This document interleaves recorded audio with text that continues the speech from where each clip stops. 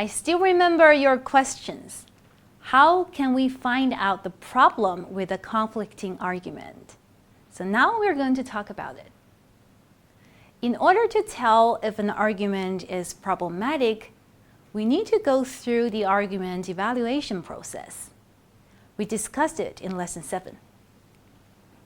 So first, we need to identify the type of argument it is, and then we can evaluate it by asking certain checkup questions. Let's quickly review it here. If it's an argument by principle, we need to ask ourselves two questions. Is the principle true? And is it relevant to the thesis? If it's an argument by definition, what questions do you ask to evaluate it? Two similar questions. Is the definition appropriate? And is it relevant to the thesis? What if you are going to evaluate an argument made by generalization? You ask three questions. Are the specific cases used to support the generalization true cases? Are they sufficient in number to reach the generalization? And are they representative enough, covering all key aspects of the issue talked about in the thesis? When it's an analogical argument, we should be very careful with first the truthfulness of the analogy.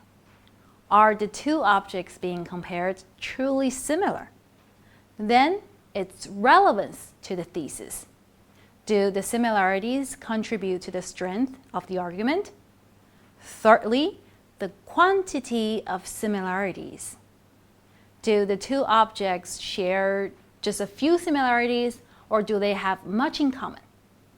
And last but not least, the diversity of the similarities, which means the common things the two objects share should cover all key aspects that would influence the issue. And if you find the conflicting argument supported by a causal relationship, what do you do to evaluate it?